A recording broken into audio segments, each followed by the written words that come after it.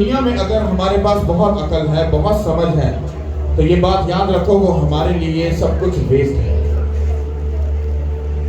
तो अगर आप कहोगे पास्टर जी अगर वो वेस्ट है तो फिर हम कैसे आगे चल सकते हैं, कैसे फैसले कर सकते हैं, कैसे काम कर सकते हैं, क्या कर सकते हैं हम?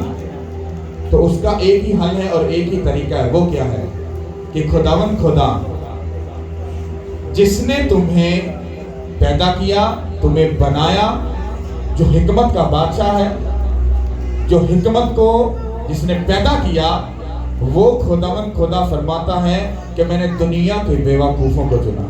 ये लफ्ज बोलने का मतलब क्या था खुदावंद का? कि जब तुम मेरे सामने आ जाओ तो तुम्हारी दुनिया की जितनी बातें, जितनी अकल, जितनी समझ है, तुम उन सब बातों को फेल कर देना, रिजेक्ट कर देना। जब मेरे सामने आना तो फिर सीखने के रूह से सिर्फ आना। किस रूह से आना? सिर्फ सीखने के रूह से आना। कभी भी मेरे घर में बैठकर या मेरी प्रेजेंस में आकर कभी भी सिखाने का रूप मत रखना, क्योंकि उस वक्त में बोलने वाला खादम नहीं, पास्टर नहीं, बल्कि मैं होता हूं। हालेलुया। क्योंकि मैं खुद इस बात को डिक्लेयर करता हूं कि मैं बोलने वाला मैं नहीं, मैं तो सिर्फ उसका एक जस्ट माइक हूं जो बोलने के लिए यूज किया जा रहा हूं। बोलने वाला कौन है? वो खुदा है। बात करने वाला, गहरे भेदों को जाहिर करने वाला कौन है? वो खुदा है। तो इसलिए सीखने का रूह रखना। ओके, अगर सीखने का रूल रखोगे तो लाइफ कभी सेम नहीं रहेगी, लाइफ तब्दील हो जाएगी। और अगर तुम यहाँ पर बैठकर झमेलों को खोल लोगे दिमाग के अंदर, अपनी फैमिली के, अपनी जिंदगी के, पास्टर के, इधर कलीसिया के, सब झमेलों को खोल लोगे, तो जीसस क्राइस्ट आपकी जिंदगी में काम नहीं कर सकते। कितना को ये बात समझ आ रही है? हालेलुया। अब मैं आपको एक छोटी सी बात, ये बाइबल की ही बात है, ये मैं आपको पहले बताऊंगा, फिर हम बाइबल के अंदर से हम बड़े सुकून के साथ हम समझेंगे कि आज खुदावंद हमसे क्या बात करना चाहते हैं। बाइबल कहती है, खुदावंद यीशु मसीह ने कहा कि अंगूर का हकीकी दरख्त कौन है और तुम उसकी क्या हो। ओके, अब अगर खुदावंद यीशु मसीह ने ये बात खुद मुंह से बोल दी कि मैं अंगूर का हकीकी दरख्त, उसने एग्जाम्पल दे दी, तो इसका मतलब है उस बात के अंदर कोई ना कोई तो राज होगा, कोई ना कोई तो भेद होगा, जिसकी वजह से उसने कहा कि मैं अंगूर का हकीकी दरख्त हूं और तुम मेरी क्या हो? डालियां हो। और जो डाली फल नहीं लाती वो काट डाली जाएगी, और जब वो काट डाली जाएगी तो वो जमीन पर गिर जाएगी, और जब वो जमीन पर गिर जाएगी तो कुछ टाइम के बाद वो सूख जाएगी, और उसके बाद लोग आएंगे, उसको बटोरेंगे, मतलब उसको चुन लेंगे, और उसके बाद उसकी जगह कहां पर है? तो मेरी बात समझ आ रही? अगर खुदावंद यीशु मसीह ने अंगूर की एग्जाम्पल दी तो क्यों दी? उसने आम की एग्जाम्पल क्यों नहीं दे दी? हाँ, उसने किसी और पेड़ की एग्जाम्पल क्यों नहीं दे दी? क्योंकि जबकि अगर आम अगर फल नहीं लाता या उसको हम काट लें तो उससे फर्नीचर बन सकता है। बहुत सारी ऐसे दरख्त हैं जिससे फर्नीचर बन जाता है, बहुत सारी चीजें बन जाती हैं। पर अंगूर एक ऐसा दरख्त है, अगर उसकी डाली सूख गई तो वो किसी काम नहीं आती। क्या कभी तुमने सुना अंगूर का कोई फर्नीचर बना या अंगूर की कोई डाली की कोई ऐसी चीज बनी? नहीं, क्योंकि उसकी टानी जब टूटती है तो वो किसी चीज के काम नहीं आती, बस वो सूख के तो उसके साथ क्या होता है? उसको एक आग की भट्टी में फेंका जाता है। क्योंकि अंगूर की एग्जाम्पल जब जीसस क्राइस्ट ने दी, ये एक बड़ा सीरियस मैटर है, ये बड़ा सेंसिटिव पॉइंट है। आपकी जिंदगी इतनी सेंसिटिव है, इतनी नाजुक है, अगर आप बेल से ऐसे गिर गए तो इमेजिन कर लो तुम्हारा जमीन पर गिरना 100% डन है। बात समझ आई कि नहीं? जब तक तुम बेल के साथ हो, जीसस क्राइस्ट के साथ ऊपर हो, तो तुम्हारी शान है, तुम्हारी इज्जत है, तुम्हारी ऑनर है। लोग तुम्हारी इज्जत करेंगे, ऑनर करेंगे, रिस्पेक्ट करेंगे, और तुम बाइसे फल होगे, क्योंकि तुम्हारे से लोग फल तोड़कर खाएंगे, ताकत हासिल करेंगे, वो शेर होंगे, वो ब्लेस होंगे। कि तुमको ये बात समझ आ रही है? इमेजिन करो अगर तुम अगर एक टानी हो और वो टानी अगर किसी वजह से अगर सूख गई तो बागबान आएगा, वो उस टानी को काट डालेगा और उसको क्या कर देगा? फेंक देगा। उसने कहा कि अंगूर के दरख्त का जो मैं मालिक या मैं अंगूर का दरख्त हूं, तो बागबान कौन है? कौन है? उसका बाप, उसका खुदा। ये बात याद रखो, तुम्हारी लाइफ इतनी सेंसिटिव है कि तुम्हारी छोटी सी मिस्टेक वो तुम्हारा नहीं बल्कि तुम्हारे बच्चों के बच्चों के बच्चों के बच्चों के बच्चों का भी वो सत्यानाश कर सकती है, वही मिस्टेक। आज क्रिश्चियन लोग इतने रिलैक्स हो चुके हैं, इतने पीस से भर चुके हैं, इतने सुकून में आ गए हैं कि उनको शराब पीना बुरा नहीं लगता, कहते हैं वो नॉर्मल बात समझते हैं। वो गाली निकालना एक नॉर्मल बात समझते हैं, किसी का पैसा खा जाना एक नॉर्मल बात समझते हैं, हाँ हसद कर लेना एक नॉर्मल बात समझते हैं, किसी की बहन को उसके ऊपर गंदी नजर रखना वो एक नॉर्मल बात समझते हैं, किसी की बेटी की इज्जत खराब कर देना वो एक नॉर्मल बात समझते हैं। रीजन क्या? क्योंकि वो इतने रिलैक्स हो चुके हैं, बस उनको एक दिमाग में बात डाल दी कि हम जीसस क्राइस्ट के बेटे और बेटियां, हाँ हम तो हेवन में जाएंगे, तुम हेवन में नहीं जाने वाले। उसने कहा मैं अंगूर का हकीकी दरख्त हूं, जो डाली फल नहीं लाती वो काट डाली जाएगी। अगर तुम उसकी डाली हो तो तुम्हारे अंदर अगर अच्छा फल नहीं है, तुम गला सड़ा फल दोगे तो एक टाइम ऐसा आएगा बागबान आकर तुम्हें काट डालेगा, तुम्हें फेंक देगा और फिर तुम्हारी आखिरी जगह आग की भट्टी होगी। कितनों को ये बात समझ आ रही? हालेलुया। तो इसका मतलब है जब जीसस क्राइस्ट ने, खुदावंद यीशु मसीह ने अंगूर की एग्जांपल दी तो उसने बहुत सेंसिटिव बात की, उन्होंने बहुत ही सेंसिटिव। तुम्हारा अंगूर के दरख्त उसकी डाली के साथ जुड़े रहना ये बहुत ही जरूरी है।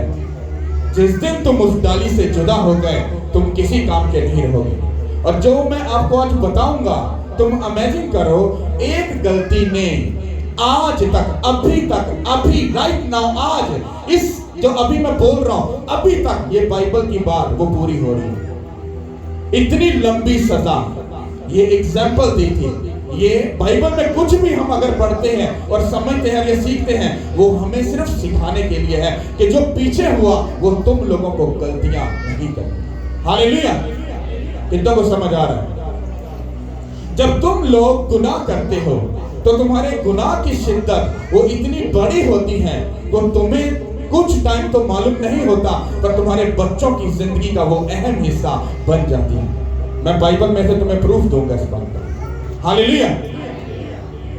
सोचो अगर गाली निकालना तुम्हारे लिए नॉर्मल है, तुम परेशान नहीं होना, वो गाली की गंदी स्पिरिट तुम्हारे बच्चों की जिंदगी में 100% जाएगी।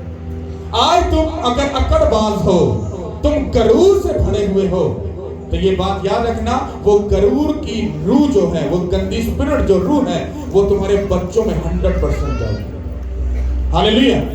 अगर तुम्हारे अंदर नशे की रूह काम करती है, तुम नशे में मुब्तला हो, तो ये बात याद रखना तुमने तौबा नहीं की, तुम नशे से आजाद अगर नहीं हुए, तो ये बात याद रखना तुम्हारे जाने के बाद वो नशे की रूह तुम्हारे बेटे और बेटी में 100% ट्रांसफर होगी। क्योंकि जो हम बोलते हैं वही हम क्या करते हैं, काटते हैं। तुम अपने गुनाह को नॉर्मल मत समझो। तुम जो करते हो, तुम्हारी छोटी छोटी बात खुदा सुनता है, उसको देखता है, उसको वो तुम्हारे खाते में लिख लेता है, उसको सब चीजों का पता है। बात समझ आ रही कि नहीं आ रही? हालेलुया। तुम्हारा छोटा सा गुनाह तुम्हें किस हद तक लेके जा सकता है, तुम्हें इस बात का अंदाजा भी नहीं है। क्रिश्चियन लाइफ एक ऐसी लाइफ नहीं है। क्रिश्चियन लाइफ कोई ऐसा नहीं है कि मतलब ये कोई मजहब है या कुछ ऐसा है। क्रिश्चियनिटी एक मोहब्बत का मैसेज है, दैट्स इट। इसके आगे कुछ नहीं है।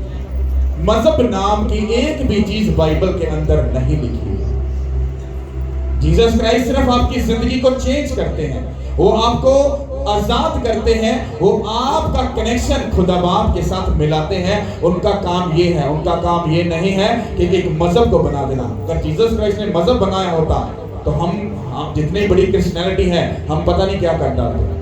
वो मजहब बनाने नहीं आए, वो दुनिया को बचाने आए। दुनिया का मतलब है सब, ईच एंड एवरीथिंग, सब लोग। उसमें ये नहीं कि सिर्फ क्रिश्चियन लोग। तुम देख लेना आखिरी टाइम में बाइबल कहती है अव्वल आखिर होंगे और आखिर अव्वल हो जाएंगे। इसका क्या मतलब है? जो कहते हैं हम पीटर हैं, पीटर मसीह, हाँ जॉन मसीह, दिस ऐसे ऐसे जो करते हैं, एक टाइम ऐसा आएगा, बाइबल कहती आखिरी वक्त में जो ईमानदार लोग हैं, जो स्पिरिचुअल लोग हैं, वो भी गिर जाएंगे, वो भी धोखा खा जाएंगे। मैं हमेशा एक बात कहता हूं, इस अकल को इतना इस्तेमाल मत करो, ये तुम्हारी जिंदगी के लिए अजाब बन जाए। क्योंकि जजमेंट करना तुम्हारा काम नहीं है। ये खुदा का काम है। कौन गलत है कौन सही है ये तुम फैसला नहीं करोगे, ये खुदा फैसला करेगा। आज का क्रिश्चियन या लोग आज की थ्योरी क्या कहती है, हुण पास्टर जी सारे काम के खुदा दे सुट दो। कुछ काम खुदा ने साडे अगले विंगे बंदे आस्ते रखे हुंदे ने। वो विंगा बंदा चंद मिनट आस्ते ते चौधरी बन जाता है। मैंने उन्हीं चौधरियों को, मैंने उन्हीं लोगों को बेइज्जत होते हुए, शर्मिंदा होते हुए, रुसवा होते हुए देखा। ਜਿਹੜੇ ਬੰਦੇ ਕਿਸੇ ਨੂੰ ਸਾਹ नहीं सी लैन देते, ਬੰਦੇ ਨੂੰ ਵੇਖ ਕੇ ਉਹਦਾ ਸਾਹ ਖੁਸ਼ਕ ਕਰਦੇ हैं, मैं ਉਹਨਾਂ ਬੰਦਿਆਂ ਨੂੰ रुसवा होते हुए देखे। क्योंकि जब आपके अंदर गुनाह का रूह जो है काम करता है, शैतान क्या करता है, जब वो आपको कुछ मीठा देता है, कुछ अच्छा देता है, तो वो आपको अच्छा लगता है, पर बदले में वो आपकी जिंदगी आपसे खरीद लेता है। शैतान की दी चीजें हमें अच्छी लगती हैं, मुझे नहीं अच्छी लगती, मैं वैसे बात कर रहा हूं। शैतान की चीजें जो वो हमें देता है वो अच्छी लगती हैं, पर जो चीजें खुदा हमें देता है हमें वो दुखी करती हैं। तो हम कौन सी चीजें पसंद करेंगे? आज एक ऐसा बंदा हो जिसको कोई मुंह ना लगाता हो और उसको एक ऐसी लड़की लिफ्ट कराए, तो कहेगा पता नहीं मैं कितना का सोना हुआ, पता नहीं की केड़ा मामला है, तो वो उस चक्कर में जब पड़ जाएगा चंद मिनट के लिए, तो खुदा उस शैतान ने उसको जो लड़की, उस औरत का जो उसको धोखा दिया, उसको जो मीठा फल दिया, उसको चंद मिनट के लिए, चंद सालों के लिए वो फल मीठा लगेगा, लेकिन वही उसकी जिंदगी का सबसे बड़ा क्या मरने का रीजन बनेगा। जब नशा हम करते हैं तो शराब जब अंदर जाती है चंद मिनट तो हम दलेर बन जाते हैं, पर वही हमारी जिंदगी में एक लानत का, एक मरने का एक सबब बनती है। हालेलुया। चंद मिनट तो हम किसी का पैसा खा लेते हैं और हम बच्चों को एंजॉय करवाते हैं, सब अच्छे अच्छे काम कर लेते हैं, अच्छे कपड़े पहनते हैं, ब्रांड करते हैं, सब कुछ करते हैं, पर वही जो गलत पैसा है जब वो जाकर हमारे बच्चों में गलत चीजों को उभारता है, फिर हम कहते हैं हमारे बच्चे इतने नाफरमान क्यों हैं। उसका रीजन क्या कि तुमने उनको हराम खिलाया, उनके अंदर से हराम ही निकलेगा। जब शैतान तुम्हें कुछ भी देता है तुम्हें हमेशा वो बात अच्छी लगेगी। आज किसी को अगर थोड़ा सा पैसा कहीं मिल जाए वो चर्च मिस कर देगा। आज किसी को संडे वाले दिन कुछ ऑफर मिल जाए, तुझे एक्स्ट्रा पैसे मिलेंगे, तू चर्च मत जा, तू काम पे आ जा, तुझे 2000 एक्स्ट्रा दे देंगे, वो छोड़ देगा चर्च को। वो 2000 के पीछे तुमने अपने खुदा की इंसल्ट कर दी। जबकि शैतान और खुदा इकट्ठे बात कर रहे थे, देखना मैं इसको 2000 का लालच दूंगा, ये बंदा चर्च छोड़ देगा और वो अपने काम पर चला जाएगा। खुदा कहेगा नहीं नहीं नहीं, वो ऐसा नहीं करेगा क्योंकि वो बहुत अच्छा है। कहता चल मुझे ट्राई करने दे। वो तुम्हारे बॉस के मुंह में डालता है, मैं तुझे 5000 एक्स्ट्रा दूंगा, तूने संडे को क्या करना है, चर्च अपने काम पे आना है, तो चर्च अगले संडे चला जाए। कहता अच्छा पास्टर जी आज तो मैं बिजी हाँ, वो तुहानू पता है बच्चों से रोजी रोटी कमानी है, बॉस का फोन आ गया, मैं नौकरी का मसला है, तो तुहाडी मेहरबानी कि मैं ना नेक्स्ट लाजमी आ जाऊंगा। पास्टर कहते इट्स ओके डोंट वरी, पर उसी दिन खुदा उसको 1 लाख की ब्लेसिंग देने वाला था, पर वो 5000 के चक्कर में वो मर गया। उसके 5000 का जो टेस्ट था वो उसके लिए बाइस से लानत बन गया। कितनों को ये बात समझ आ रही है? Hallelujah, thank you Lord. सब अपनी बाइबल को निकालो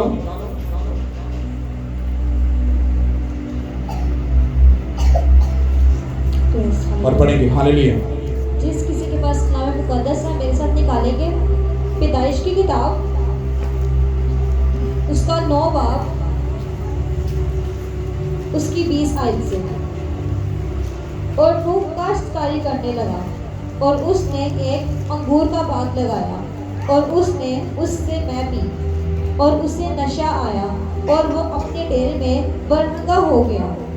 और केनान के बाप हाम ने अपने बाप को बरहंगा देखा और अपने 2 भाइयों को बाहर आकर खबर दी।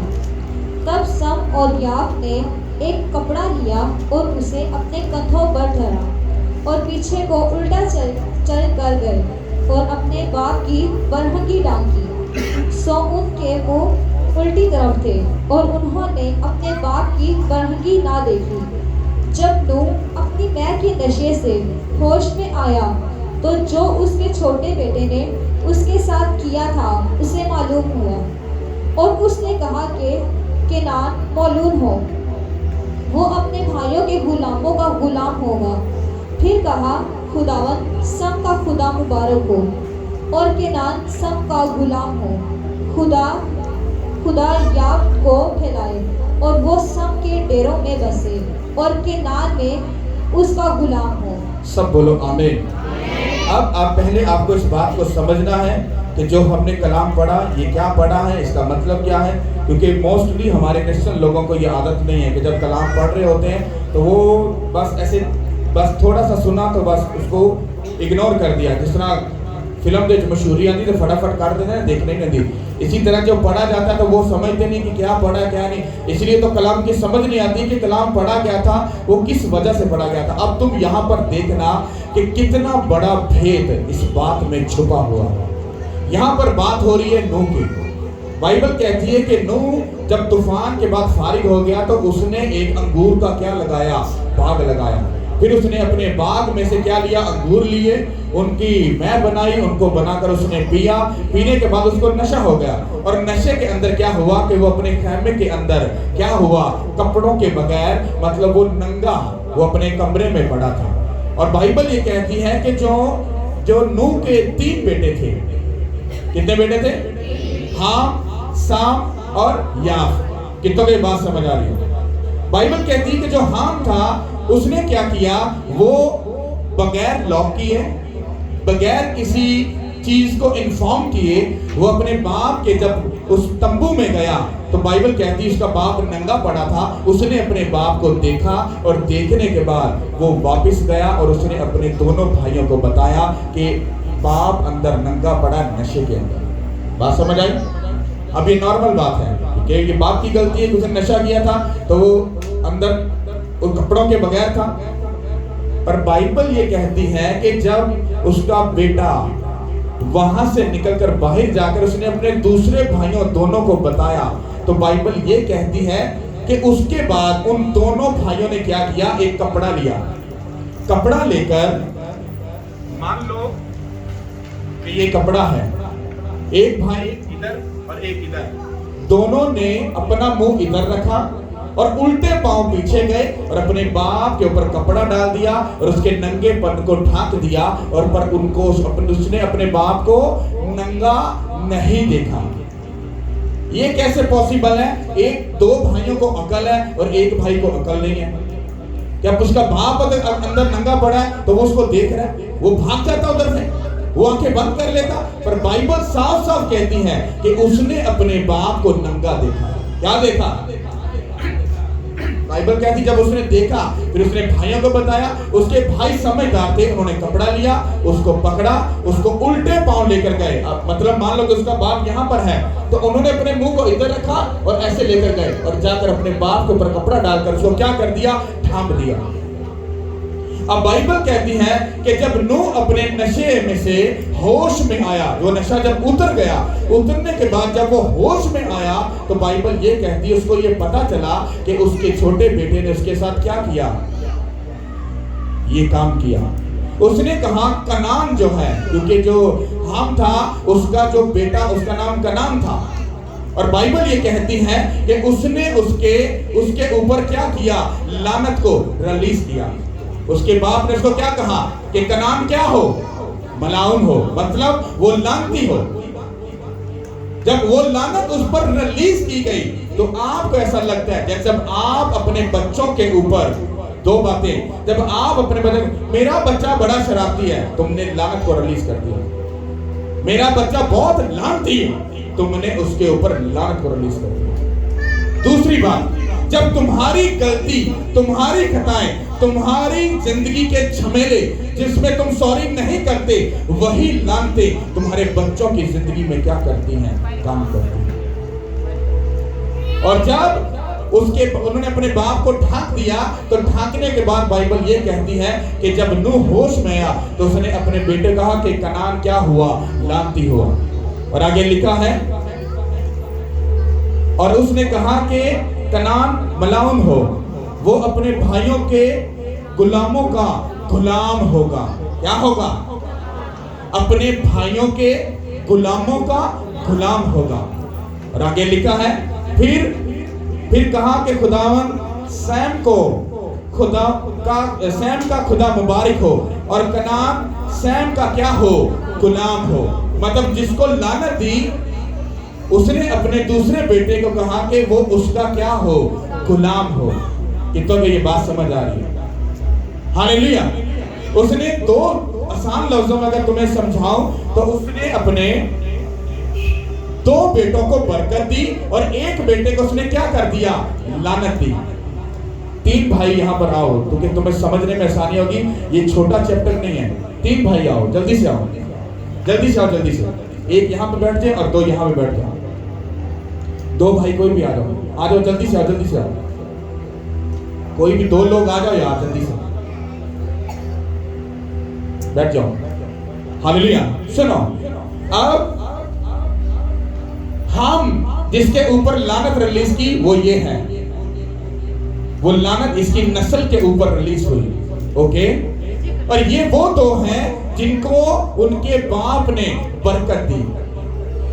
जब बरकत दे दी तो अब आप समझोगे कि वहां पर किस्सा खत्म हो गया, मुद्दा खत्म हो गया। मुद्दा खत्म नहीं हुआ, वहीं से काम क्या हुआ, स्टार्ट हुआ।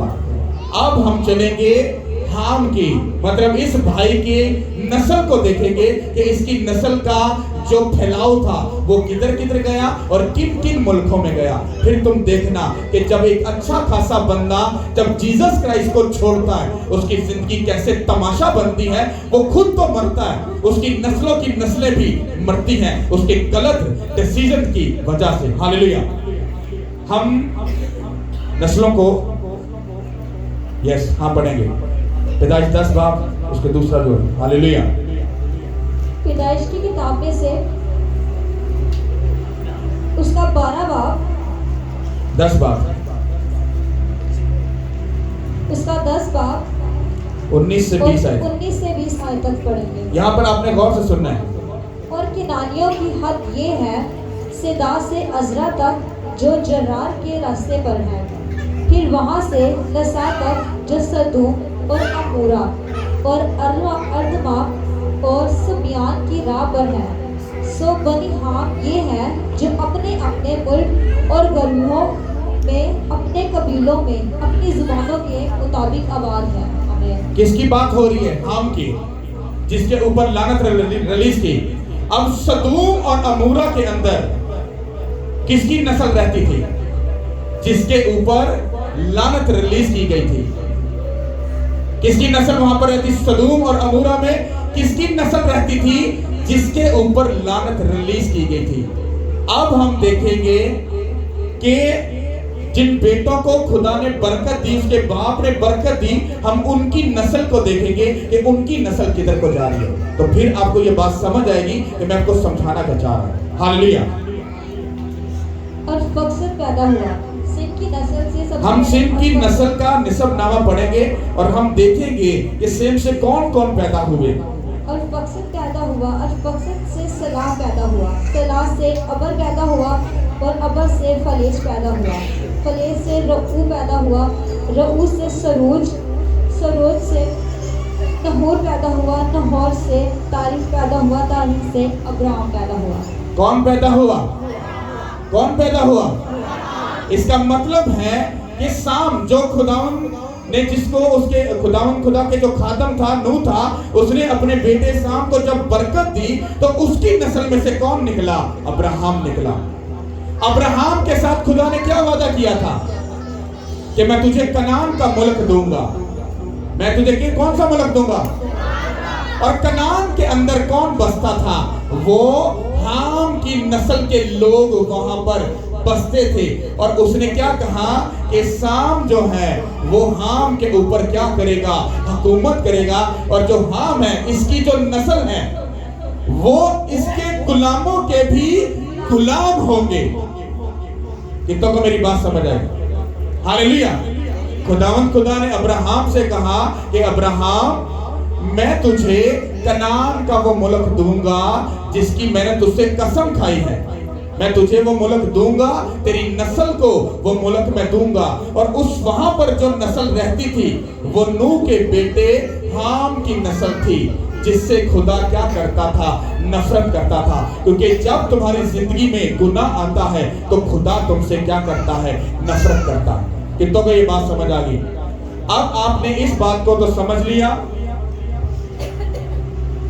कि किस तरह से जो नूह के जो 3 बेटे थे, एक को लानत मिली और 2 को बरकत मिली। उन दोनों के निसबनामे को जब आप पढ़ोगे तो आपको समझ आएगी कि जो सेम था उसकी नस्ल में से अब्राहम निकला, और अब्राहम के साथ खुदा का क्या था, अच्छा खासा मेल मिलाप था। और खुदावन ने अब्राहम से कहा मैं तुझे कनान का वो मुल्क दूंगा।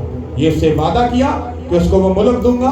वो जो कनानी थे उनको खुदा ने क्या किया था, वहां से बेइज्जत करके, शर्मिंदा करके, रुसवा करके क्या किया था, वहां से निकाला था। हालेलुया, समझ आई कि नहीं? तुम उसका झमेला चेक करो, उस नस्लों की तुम तरतीब देखो कि खुदा ने कैसी तरतीब से इस कलाम को लिखा और बयान किया है। हालेलुया। अब ये सब कुछ जब तुमको समझ आ गया कि जब हम गुनाह करते हैं तो वो जो गुनाह है वो हमारी नस्लों में क्या करता है, काम करता है। हम खुद तो मर जाते हैं पर नस्लों का हम क्या कर देते हैं, बेड़ा गर्क कर देते हैं। अब हम पढ़ेंगे लूत की उस बात को जहां पर लूत अब्राहम से जुदा हुआ था। हालेलुया।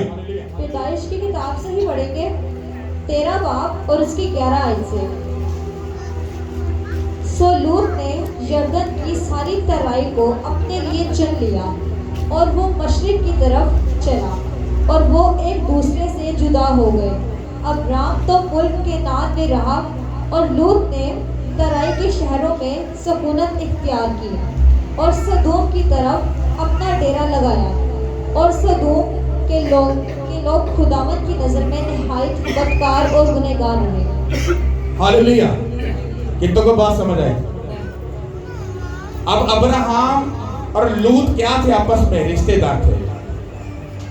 अब्राहम और लूत आपस में क्या थे, रिश्तेदार थे। जब खुदा ने अब्राहम से कहा कि तू अपने बाप दादा को छोड़ और वहां से तू निकल जा, क्योंकि जब तू वहां से निकलेगा तो मैं तुझे क्या दूंगा, एक मुल्क दूंगा, मैं तुझे सरफराज करूंगा, मैं तुझे ऊंचा करूंगा, तुझे ब्लेस करूंगा। अब बाइबल कहती है कि उस अब्राहम ने लूत को भी अपने साथ ले लिया, पर लूत खुदा की कॉलिंग नहीं थी। ये अब्राहम की खुद की डिजायर थी, उसकी खुद की ख्वाहिश थी कि मेरा भतीजा लूत मेरे साथ चले। पर बाइबल कहती है कि वो दोनों बढ़ गए, उनके पास जो भेड़ बकरियां थी वो बहुत ज्यादा बढ़ गई, जिसकी वजह से उन दोनों के अंदर में झगड़ा पैदा शुरू हो गया। तो तब उनके अंदर क्या हुआ, जुदाई हुई। तो अब्राहम ने लूत से कहा, कहता कि भाई साहब बात सुनो, इससे अच्छा है कि हम आपस में झगड़ा करें। तो कहता कि सारा कुछ तेरे सामने है, सारी जमीन, अगर तू इस साइड पे जाएगा तो मैं इधर जाऊंगा, अगर तू इधर जाएगा तो मैं इधर जाऊंगा। तो बाइबल ये कहती है कि लूत ने सदूम का जो मुल्क देखा वो हरा भरा था, वो खूबसूरत था। उसने कहा अब्राहम मैं इधर जाऊंगा। उसने कहा अब अब्राहम इधर तक तू खांदा रहेगा, हाँ इधर सारा बनाना है, पर उधर की गावे पानी है, दरख्त तेरे, मतलब हर चीज तारे ब्लेस्ड है, ये मैं उठे जाके की करांगा, सकून करांगा। और बाइबल कहती वो जैसे ही जुदा हुए लूत ने वहां पर जाकर सकूनत की। ये बाइबल कहती है लूत ने वहां पर क्या किया, सकूनत की। और जब वहां पर सकूनत की तो एंड में क्या लिखा है, और सदूम के लोग खुदावंद की नजर में इंतहाई बदकार और गुनाहगार थे। पर लूत को वहां पर सकून कैसे मिल गया, लूत को वहां पर कैसे इत्मीनान मिल गया, वो कैसे वहां पर रहना शुरू हो गया? आप सुनो इस बात को गौर से। जब तुम लोग, अगर लूत अब्राहम के साथ रहता तो जितना ब्लेस अब्राहम था उतना ब्लेस्ड लूत भी होता। पर लूत की जो बीवी थी वो चिड़चिड़ करने वाली थी, वो अपने शोहर को भड़काती थी, वो उसके कान भरती रहती थी कि तू उसके नीचे है, तू उसका नौकर बन के रहता है, तू ऐसा रहता है। ये उसकी लाइफ में झमेला था और वो अपनी वाइफ की बात को सुनकर उस पर अमल करता था और उसने उस झगड़े को क्या कर दिया, बढ़ा दिया। और बाइबल ये कहती है कि जब वो अलग हुए तो उसकी बीवी, उसके सारे जितने भी सिस्टम, उसके लोग थे, वो सारे एग्री थे हम अब्राहम से अलग हो जाए। और जितनी देर वो अब्राहम के साथ रहा उसे कोई प्रॉब्लम नहीं आई। उसके भेड़ बकरियां भी क्या हुई? ब्लेस हुई। वो बढ़ा, वो अमीर भी हुआ, वो सुकून में भी रहा। और जैसे लूत उससे अलग हुआ, और बाइबल कहती है जैसे ही आप लोग जीसस क्राइस्ट से अलग होते हो, उसके मसा से अलग होते हो, उसकी फेवर से अलग होते हो, तो आपको चंद मिनट के लिए दुनिया अच्छी लगती है, माहौल अच्छा लगता है, सिस्टम अच्छा लगता है, वो बेईमानी का पैसा अच्छा लगता है, वो पराई औरत अच्छी लगती है, वो लालच का पैसा अच्छा लगता है, वो बदकारी अच्छी लगती है, वो घमंड अच्छा लगता है। जैसे लूत को सदोम में जाकर अच्छा लगा, अच्छा महसूस हुआ, पर बाइबल कहती है कि खुदा की नजर में सदोम और अमूरा के लोग, वो खुदा की नजर में क्या थे? बदकार थे। खुदा उनसे नफरत करता था। समझ आई कि नहीं? अब बाइबल कहती है कि लूत जब वहां पर रहा, उसके वहां पर रहने से वो अब्राहम से जुदा हो गया। मतलब वो अपनी बरकत से, वो अपनी ब्लेसिंग से क्या हो गया? जुदा हो गया। उसका एक गलत डिसीजन, अब सोचो उसके साथ क्या होता है, वो सुनो। बाइबल कहती है कि जब सदोम और अमूरा का गुनाह इतना बढ़ गया, इतना बढ़ गया, इतना बढ़ गया कि वो खुदा की बर्दाश्त से वो बाहर हो गया, तो खुदा ने वहां पर आग के गोले फेंकने का क्या किया? उसको भस्म करने का, उसको नेस्तो नबूद करने का क्या कर लिया? इरादा कर लिया। हालेलुया। जब इरादा कर लिया तो बाइबल कहती लूत भी वहां पर था। जब दो फरिश्ते वहां पर पहुंचे तो वो लूत को मिले। लूत उनको अपने घर भी लेकर गया, उनके साथ खाना पीना भी खाया।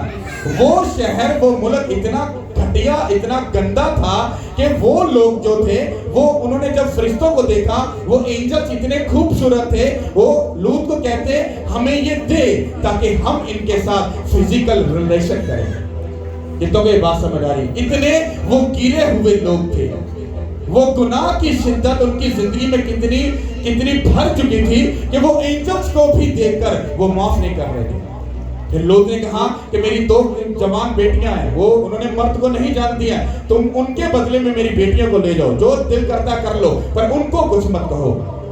उन्होंने कहा कि तू परदेसी हमारे मुल्क में आके बसा, अब हम पर ही तू हुक्म चलाता और हमको सिखाता है कि हमको क्या करना है। ये बाइबल कहती है।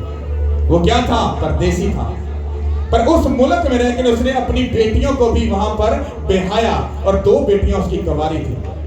अब बाइबल कहती है कि लूत ने कहा कि खुदा इस मुल्क को तबाह करने वाला है, तू जल्दी कर और यहां से निकल। वो वहां से निकले। अब जब वहां से निकले, आपकी छोटी सी गंदी सी आदत आपको कितना गिरा सकती है, आपको अंदाजा नहीं। जब वो वहां से निकले तो एंजल्स ने कहा पीछे मुड़ के मत देखना, क्योंकि जो खुदा इनके साथ करने वाला तुम मत देखना। मना किया तो किसने मुड़कर पीछे देखा? किसने? मतलब वो ठीक थी, वो नाफरमान थी, वो बात को नहीं मानने वाली थी, इसीलिए उसने खुदा के एंजल्स की बात को रोका, मना किया, उसको टोक दिया, उसको रिजेक्ट किया और पीछे मुड़कर देखा और नमक का खंबा बने। बात समझ आई कि नहीं? खुदावन कहता है गुनाह मत करो, हाँ, पर तुम मुड़कर जाकर क्या करते हो? गुनाह करते हो। वो कहता गाली मत निकालो, तुम फिर ढीठ बनकर गाली निकालते हो, तुम फिर पीछे को जा रहे हो। लूत की बीवी ने जब खुदा की नाफरमानी की तो वो क्या बन गई? नमक का खंबा बन गई। अभी बात खत्म नहीं हुई। अब बाइबल कहती है कि उसकी बेटियां और वो उसका जो बाप लूत था, जब वो वहां से निकले तो वो एक नजदीक पहाड़ था, वो उसकी गार में जाकर रहने लगे। तो उसकी बेटियों ने कहा कि हमारे पास और कोई मर्द तो है नहीं है, तो आओ हम अपने बाप से नस्ल पैदा करें। और ये बात खुदा की नजर में इतनी गलत थी, इतनी गुनाह से भरी बात थी, खुदा को नफरत हुई इस बात से। पर बाइबल कहती है कि लूत की बेटियों ने उसको नशा मह पिलाई, नशे में लेके गई। पहले बड़ी बहन गई, फिर छोटी अपने बाप के पास गई और वो हमला हुई। ऐसा कैसे हो गया? ऐसे एकदम से दिमाग कैसे खराब हो गया? नहीं, वो उनके माँ बाप का जो डिसीजन था, एक ब्लेसिंग से जुदा होकर वो एक ऐसे शहर में गई, एक ऐसी दुनिया में गई जिसके ऊपर ऑलरेडी लानत रिलीज थी। आप ऐसी दुनिया में रहते हो जहां जिसको लानती किया गया है। आपको बचना है। आपका बैठना किसके साथ है, खाना पीना किसके साथ है, आपकी संगति किसके साथ है, आपका रिलेशन किसके साथ है, आपको ये सब चीजें चेक करनी है। अगर तुम्हारा रिलेशन एक ऐसे शख्स के साथ है जो खुदा को ऑलरेडी रिजेक्ट कर चुका है, तो खुदा के कानून को तोड़ चुका है, सोचो उसके ऊपर खुदा की फेवर नहीं पर तुम्हारा वो फेवरेट है। अगर वो तुम्हारा फेवरेट है तो फिर उसकी लानतें भी तुम्हारी जिंदगी की फेवरेट लानतें होंगी, वो तुम्हारी जिंदगी में ट्रांसफर होंगी और 100% होगी।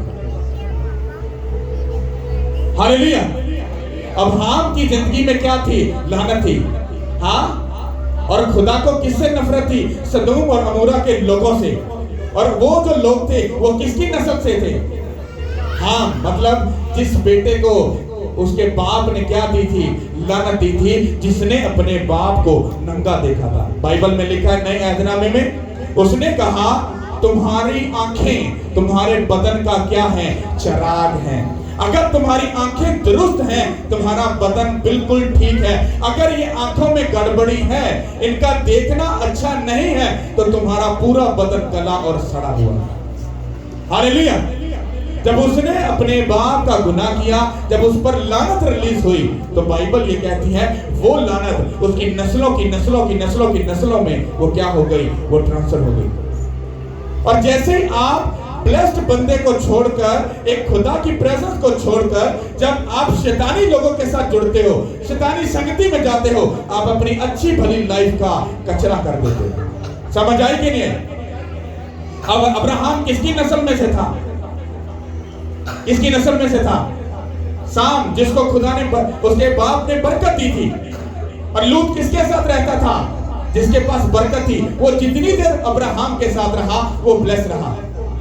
और जैसे वो उससे अलग हुआ, वो एक ऐसे लोकेशन पे चला गया।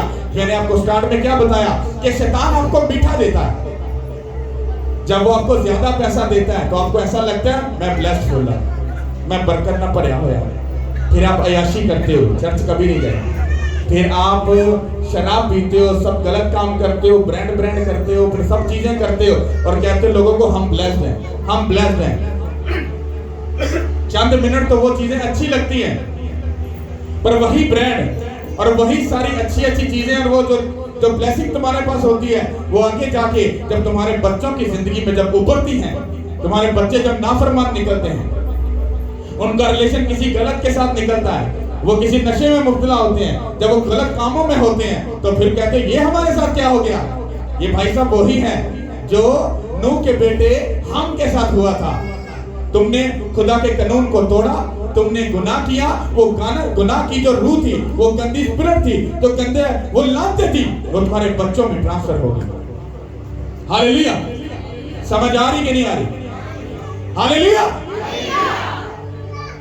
लूत, बाइबल कहती है कि उसके बाद जब लूत से और उसकी बेटियों से जो नस्ल पैदा हुई, मोआबी, हिब्रू, ये कोई 9 नस्लें थी जो उसमें पैदा हुई। और बाइबल में साफ लिखा है कि खुदावंद खुदा मोआब के जो लोग थे उनसे नफरत करता था, क्योंकि वो बाप और बेटी के मेल मिलाप से वो नस्ल पैदा हुई। तुम इमेजिन करो कि जैसे तुम्हारी संगति एक ऐसे पर्सन के साथ हो जाएगी जो गुनाह के साथ मुब्तला है, उसका 100% गुनाह तुम्हारी जिंदगी में ट्रांसफर होगा और तुम्हें नॉलेज नहीं। तुम छोटी सी गाली निकालते हो, नहीं कोई गाल नहीं, कि आपा तो प्यार ना कटी, आपा करा कोई एजा काम किया, लेकिन वो गाली तुम्हारे बच्चों का बेड़ा करने के लिए काफी है, उसको गिराने के लिए काफी है। कोई बड़ी और गुनाह की जरूरत नहीं है। डोंट वरी, परेशान मत हो। तुम्हारा छोटा सा एक गलत डिसीजन, खुदा को सिर्फ छोड़ना, खुदा की प्रेजेंस में ना जाना, तुम परेशान मत हो। वो छोटा सा डिसीजन ही तुम्हें गिराने के लिए काफी है। लूत के जो बेटा हाम था, उसका सिर्फ अपने बाप को सिर्फ नंगा देखना उसकी पूरी नस्ल का सत्यानाश कर दिया उस गलती की वजह से। हालेलुया। कितनों को ये बात समझ आ रही है? तो आपको ये बात समझनी है, आपको ये बात समझनी है कि अगर आपकी जिंदगी खुदा के साथ है तो आपकी जिंदगी ब्लेस है। अगर आप खुदा के साथ नहीं हो, उसके रिलेशन में नहीं हो, उसके घर के साथ वफादार नहीं हो, तो आप खुदा के साथ वफादार नहीं हो, आपकी जिंदगी कभी ब्लेस नहीं होगी। ये बात याद रखो, क्योंकि बाइबल के अंदर हमें ये बातें साफ साफ मिलती हैं। नूह के बेटे ने गुनाह किया तो उसकी जितनी नस्ल थी, क्योंकि जो जितने कनानी थे वो हाम की उसके बेटे की नस्ल के अंदर से थे। और बाइबल को अगर तुम गौर से जाकर अगर पढ़ो तो तुम्हें बहुत सारी जगह पर जो हाम की जो नस्ल है वो इसराइलियों की क्या तुम्हें गुलाम ही नजर आएगी। बहुत सारी जगह पर लिखा हुआ है कि वो उनके गुलाम हो गए, उनके गुलामों के भी वो क्या थे, गुलाम थे। जब आप शैतान को उसके मीठे फल को ले लेते हो तो बेसिकली आप शैतान के गुलाम बन जाते हो। फिर वो जो आपसे कहता है आप वही करते हो, और आपका छोटा सा गलत डिसीजन वो आपकी पूरी लाइफ को वो कचरा कर देता है। बात समझ आई कि नहीं आई? आपका एक गलत देखना वो कितनी हद तक आपको गिरा सकता है, आपको डाउन लेके जा सकता है, आपको उस बात का अंदाजा भी नहीं है। हालेलुया! कितनों की बात समझ आई? तो किसकी नस्ल में रहना है? जिसके ऊपर लानत है या जो बाइसे बरकत है? ब्लेसिंग का जो बादशाह है वो कौन है? खुदा यीशु मसीह। लानत किसके ऊपर रिलीज की गई थी? किसको लानती बनाकर नीचे जमीन पर फेंका गया था? तो किसके साथ रहना है? खुदा के साथ या उस शैतान के साथ? उसके साथ रहना जिसने तुम्हें जिंदगी दी या जिसके ऊपर लानत आई। ये बात याद रखो, जब तुम गुनाह में मुब्तला होते हो तुम अपनी अच्छी भली जिंदगी को लानत में कन्वर्ट कर देते हो। जैसे ही वो कन्वर्ट होती है हमारी जिंदगी के सब झमेले, लड़ाई क्यों है, कर्ज क्यों है, शर्मिंदगी क्यों है, बेइज्जती क्यों है, मियां बीवी की बनती क्यों नहीं, बच्चे नाफरमान क्यों हैं? रीजन क्या? क्योंकि माँ बाप अपने ऊपर नजर नहीं करते, क्योंकि जब वो ठीक हो जाएंगे तो बच्चे भी क्या हो जाएंगे, वो ब्लेस्ड हो जाएंगे। हालेलुया! समझ आई कि नहीं? तारीफ करो खुदा की। हालेलुया! सब अपनी आंखों को बंद करो और 2 मिनट के इस कलाम के ऊपर गौर करो।